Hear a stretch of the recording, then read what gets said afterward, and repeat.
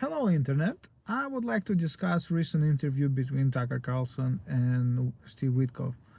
And I got mixed feelings about it. But before I dive into discussing everything that was mentioned and said in that discussion, I guess you would like certain background, and I'm here to provide it.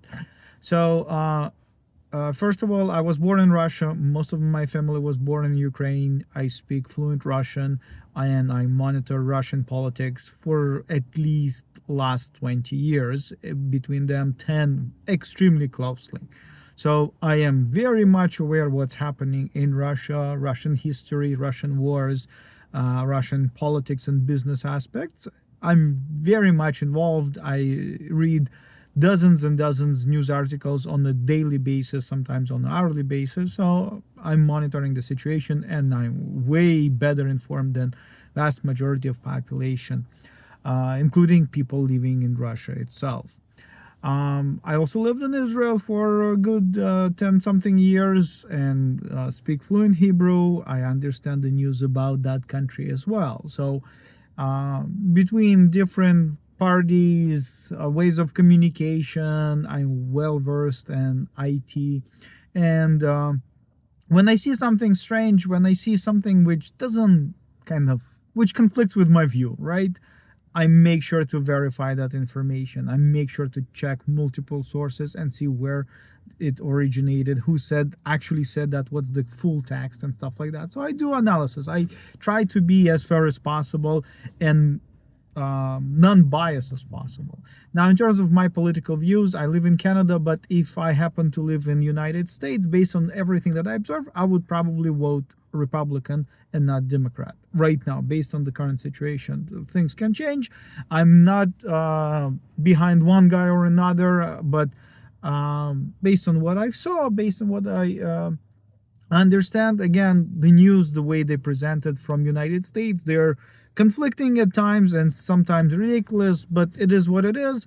I right now, when I see what Trump is doing, sometimes I'm extremely happy and I think he's doing an amazing job, and sometimes I'm like, what the hell is happening? Why you're doing this? That makes no sense whatsoever. So and again, people have different opinions, people have different views. I okay with explanation to accept everything if there is proofs, facts, and ideas that supporting this action or another. I'm okay with that. And in that sense, the interview with Tucker Carlson and whatever Steve Witkoff provided, it has extremely great points and has horrible points, and some are just outright lie. And I am confused a little bit. So, the very first question about this interview is, who's the actual audience of this interview? Because there is, I can see at least three potential clients for this kind of material. One is us, regular folks, you and me, working class, whatever, right? Here, there, United States predominantly, but just the regular folk. Another one is Trump himself. Okay, it goes to Republican Party with the man himself. And another one, it's the flattery to Putin. Either or. And there's a little bit news about Qatar as well, but these are like three main destinations. And depending what crowd is the main focus, the interpretation is completely different, because one is more leaning towards another and lying on behalf of another. So this is where I am a little bit conflicted. What is going on in that interview? Now, let's start with the easy things. Okay, now Witkoff mentioned a lot of things about Qatar, how it's trying to play fair game and it's a decent country and everything, and a decent politics and good negotiator. Everything is great, everything is fine. I agree to a certain extent with that statement, aside from their play in the Palestinian conflict. For example, Al Jazeera. Al Jazeera is one of the biggest news networks out there, and it's extremely biased. And if there is a way to lie about Israel, it will lie about Israel. Okay? Now, terrorists are called Palestinians, killers are called freedom fighters, and so on and so forth. And every article which mentions somehow Israel, I can Google an opposite article that explains the situation, and it's clear, and it shows things and shows the context and everything, and it makes sense. Al Jazeera is extremely biased. So, and this is a puppet, and this is fully financed by Qatar. So saying that they are fair and square, not so much. Okay. And I observed the situation in the Middle East quite closely. I have friends and family living there. So I know things from the ground, and I know that things are not what is written in the Al Jazeera post. So if Al Jazeera stop its biased propaganda against Israel, the situation for Palestinians would be better right away. If we stop lying about what's happening there and actually being objective, that would be like 50% of solving the problem. But for the news agencies, it's better to make a mess and then report it over and over again versus actually reporting what's happening on the ground. So this is just one tiny misconnection there about Qatar. Tiny one. Now let's talk about Ukraine. Now, lots of things Witkoff said about Ukraine. And this is the very much question, what was the objective? Was it to flatter Putin? Was it to suggest and flatter Trump? Or he just not informed? Which is extremely concerning to me, because if a person at that ranking who's responsible and his actions are responsible for lives of hundreds of thousands of people, maybe more, and he's trying to do something and he has the power to do something, and he is not informed of what's happening on the ground, that's an enormous concern for me. So for example, he's mentioned that there's like thousands of Ukrainian soldiers are being surrounded in Kursk area. So I monitor lots of internal Ukrainian channels and news agencies that report what's happening on the ground. There is no reports of Ukrainian soldiers being surrounded whatsoever in the past, ever. There was once that the Russian managed to surround lots of Ukrainian soldiers, and we're talking about years and years ago. That's in the beginning of Donbass war. In the recent years, there was not such a thing where more than a few hundred people were in danger of being surrounded. In danger, but not surrounded. There was never in the last 3 years, a major event, aside from the first 2 weeks maybe, where there was something extremely crazy happening, where a politician had to interfere and try to resolve it peacefully.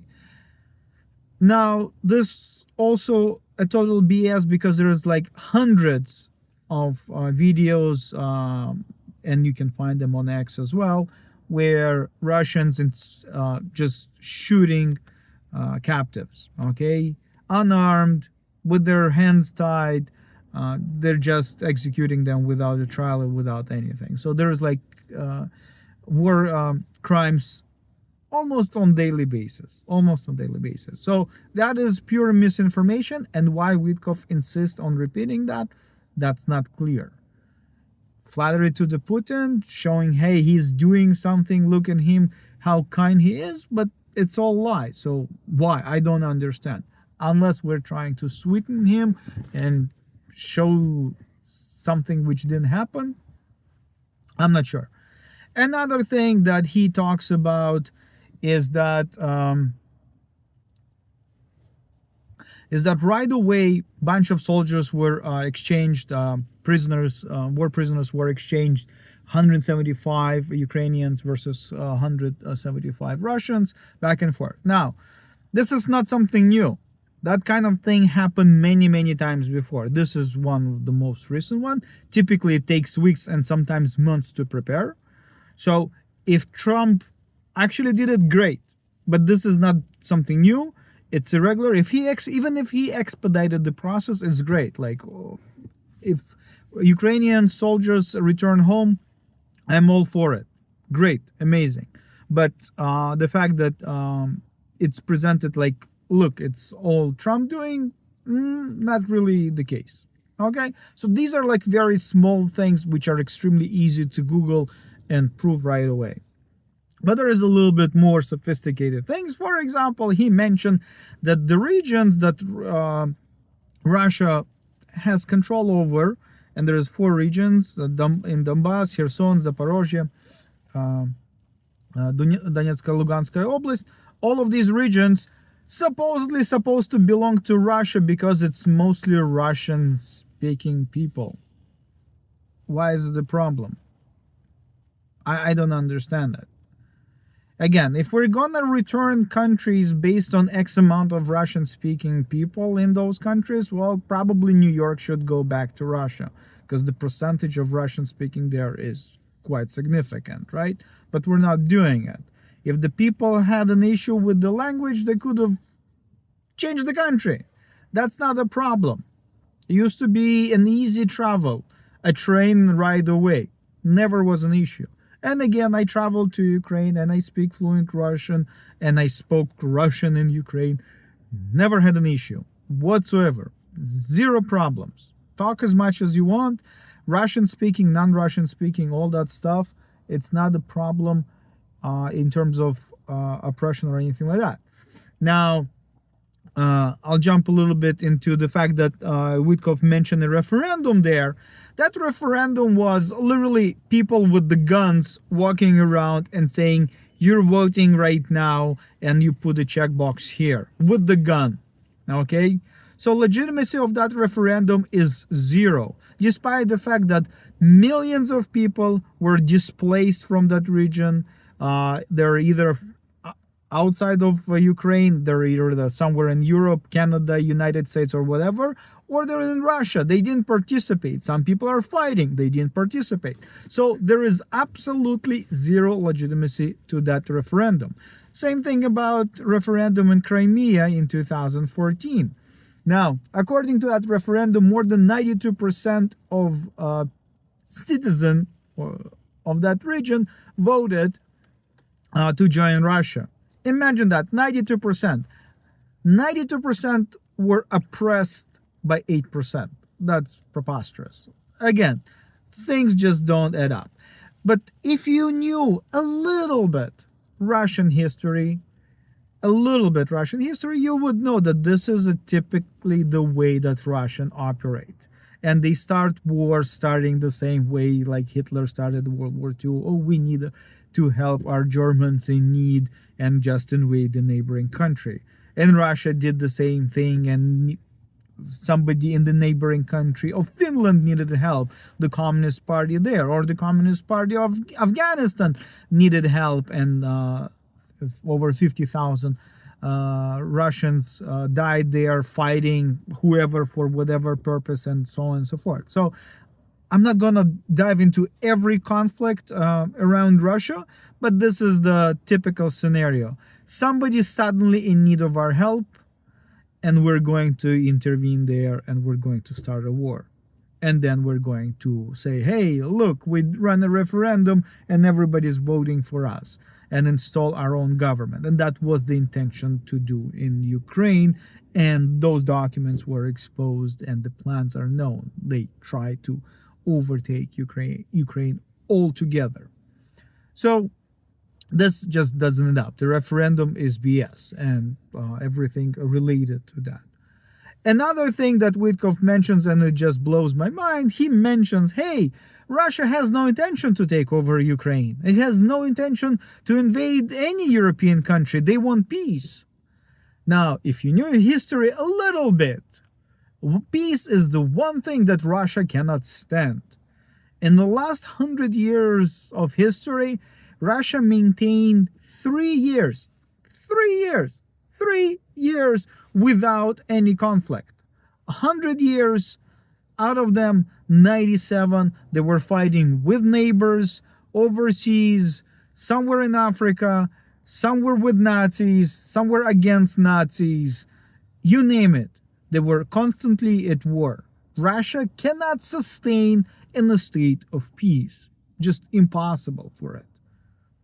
So Do they want war? Well, you need to listen to the Russian TV and media, and the newspapers, and the radio, and the internet streams. All of them hate absolutely everybody. And not a week goes by, then some Russian demagogue, a politician, or a TV show producer of some sort, or a host, speaks about destroying Western country by a nuclear explosion, sabotage, or something like that, or invading it. Be invading the Finland, Baltic countries, neighboring countries, including their neighbors, which they claim to be their friends, Kazakhstan, Belarus, all of them. That's a constant, endless propaganda machine that spins within the Russia. And if you start asking people on the street, is it okay to nuke? And sometimes they actually go out and ask, is it okay to nuke United States or Britain or somebody else? Vast majority of people say yes. That's not something that happens on a regular basis or at all in Western countries. This is like, maybe there is insane people here and there, individuals. We're talking about statistically more than 50% of Russia at any given moment are okay to nuke a neighboring country for whatever reason, made up or not. That's the current state. So if somebody says Russia is a peaceful country, show me an example of it. I would like a basic example, one historical example where Russia is peaceful, where there was somebody else's conflict and they didn't participate in it, and they actually tried to use a political power or financial power, not military power, to resolve it. One in the entire history of Putin's Russia, of Soviet Russia, or before that Tsar's Russia. One of them. Show me one example and I'll be thankful, because I couldn't find one. So that's it. Now again, I can browse through all the aspects in the conversation, and they're very suspicious. But one thing that Witkoff says, and I quite agree with that, is that you need to give somebody wants something, you need to understand what it is and see how you can facilitate, so we can get to the stopping of fire and eventually to the peace. Okay? And like, you have to give something to Russia. If you give them territory, if you give them those 4 territories, which are 100% Ukrainian, and again, there was exchange of territories back and forth when the Crimea was given to Ukraine, because it made logical sense within USSR. But for that territory, Ukraine gave up actually on some lands as well, and nobody's talking about that. So if we want to discuss that, there's big chunk of Russia, that's today's Russia, supposed to go back to Ukraine. Now, another thing that we're talking about, and Witkoff had that in conversation, that Zelensky is not a legitimate president of Ukraine. Strangely enough, Zelensky doesn't break a single Ukrainian rule, the constitution, or what it's called, whatever it is. He is 100% legitimate president. 100%. Okay? It's clearly written there. During the time of war, there is no election, and you cannot run legitimate election. Okay? Big chunk of country is in war right now. Close to 11% of land is at war state. You cannot run election there. There is a big number of people who are participating in war, and you cannot conduct elections there. There is, on different estimates, over 5 million people who left the country, and they're living in Europe and other countries of the West. And there's a big number of people who live in Russia, and they cannot go to Ukraine, and obviously cannot participate in Ukrainian elections. So when we talk about this whole idea, let's run an election, that's impossible. Okay, that's going to be fraudulent election, and it's a waste of money right now in this situation. Despite the fact that recent survey shows, if Zelensky runs today, and it's not clear who is going to compete against him, the chances are he's going to win are extremely high. we're talking about over 70%. He's leading in every possible poll right now. He is heavily supported in Ukraine. And again, it's very unclear who will have guts to step into this situation and lead the country. So it's a waste of time. And in terms of running the elections right now, it's I think it's a um, baseless conversation in general.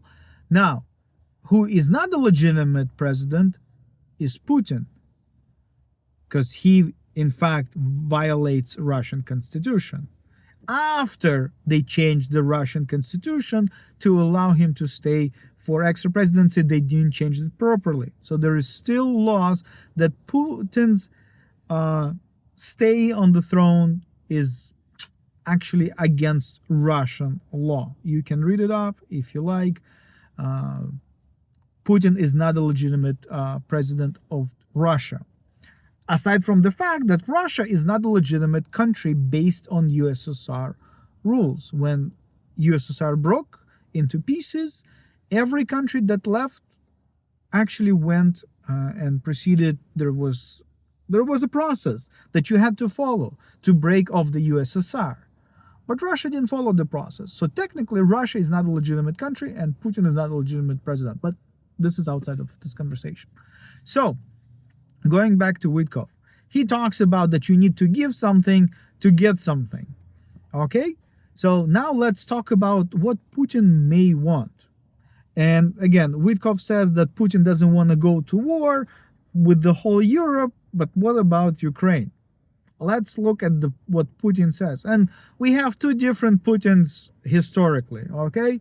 We have Putin roughly before 2007 and then after 2007.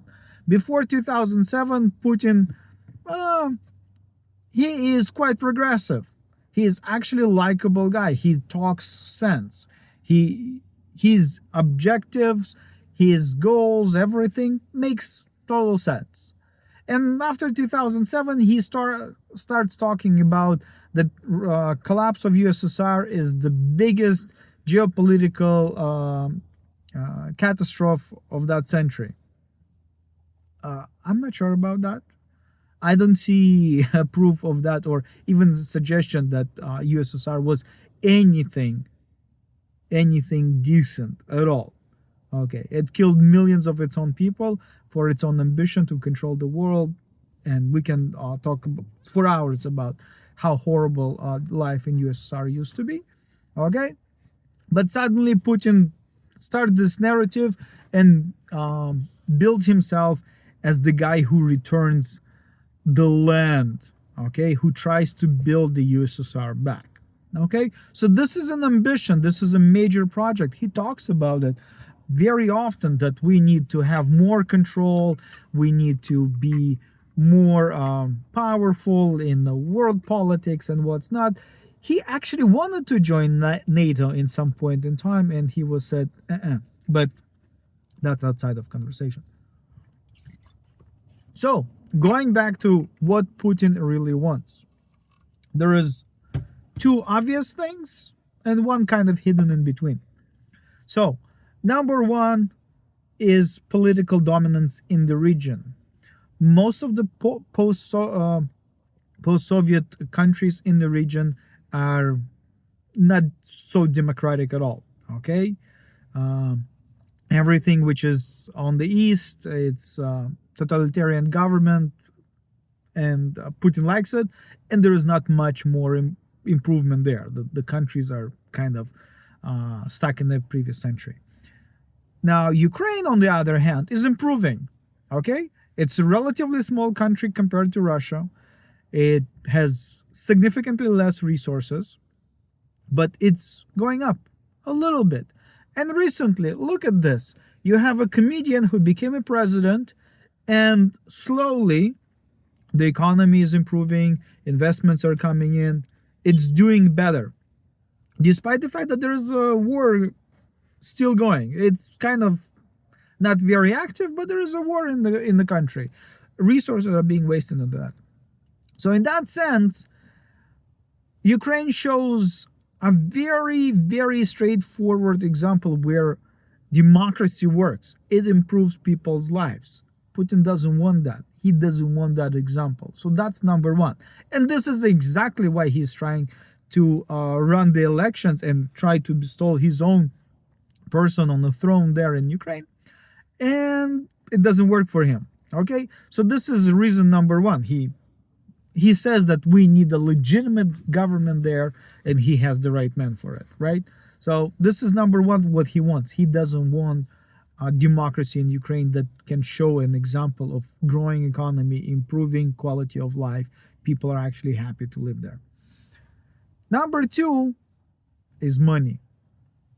Okay? Number two is simply the money. Ukraine used to be the land where the pipelines from Russia to Europe went. Okay? And we need to scroll a little bit back to 2013 when enormous deposits of shale gas were found in Ukraine. Enormous. Okay? What that could do? That could allow Ukraine to sell it to Europe. And guess what? They already have a pipeline. Okay? So they shut the Russia off and they start pumping gas. That's 2012, 2013. That's when it was discovered, and the projects were about to start to be developed. And this is where the actual war started in 2014. Okay? Putin could not allow that because his country, okay, making tons of money. Well, he is in particular making tons of money because all the big oil, all the big gas, everywhere, it's his man, and his men are sharing the profits with him. They're stealing billions and tens of billions of dollars from Russia. Okay, this is extremely important to understand. They're stealing tens and maybe hundreds. We don't really know. But almost every major industry in Russia has its friends, relatives, remote relatives, a good friend is there who are somehow connected to this amazing and smart President Putin. Everybody in power. If it produces money, it's somebody related and they share the profits. If it can potentially produce money, well, guess what? They're going to put their own people there. Now, one of the things which is very important, and I found out about recently, that again, one of the Russian Putin's friends was put in charge of entire military complex. And suddenly this military complex right now gets lots of money. We're talking about billions of dollars. Okay? Guess who's gaining from that? Putin's friends. So for them to stop the war is literally to stop the money flow into their pockets. Now the country lost European gas markets, and oil is also is a problem, and so on and so forth. And they have to sell whatever they manage to China with enormous discounts. So right now they're struggling. So for them to stop the war is to stop the flow of money. Okay? But they like to live extremely luxurious life. There's estimates, and it's extremely hard to prove, but there's estimates that Putin is literally the richest person in the world. We're talking about a trillionaire, not a billionaire, a trillionaire. That rumor has it, okay? Because how much he managed to steal over the years. 25 years stealing pretty much from every industry out there. But even if he's a billionaire, okay, he didn't get that money legitimately. Whatever it is. If it stays within the Russia, I'm okay with that. I really don't care. Not jealous at all. Want to steal from his own people? That's his business. And that's the people's in Russia business, okay? If they allow that kind of treatment by their own president that they so lawfully elected. But when the Putin starts the war, and the objective of the war, A, prevent democracy in a neighboring country so it doesn't become an example for his own people. 2, prevent the development of gas in that region. And three, generate lots of money through his friends, through the process of war for himself and his family and friends again. That's the three aspects. So let me ask you, Mr. Witkoff, what exactly can you give to Mr. Putin and the current situation that will make him agree to stop the war? I really, really would like to know. Anybody else is also welcome to share that. Okay? Now, if we're talking about some level, some variant of appeasement, I also would like to know when in the history it actually worked, where you could have a nice contract with another country which is far more powerful than you are, and what exactly you need to pay so they don't attack you. And just for the record, aside from Budapest memorandum that which Russia signed, and they agreed to protect Ukrainian borders, and United States also agreed to protect the borders as well. And we see how it's now being played out.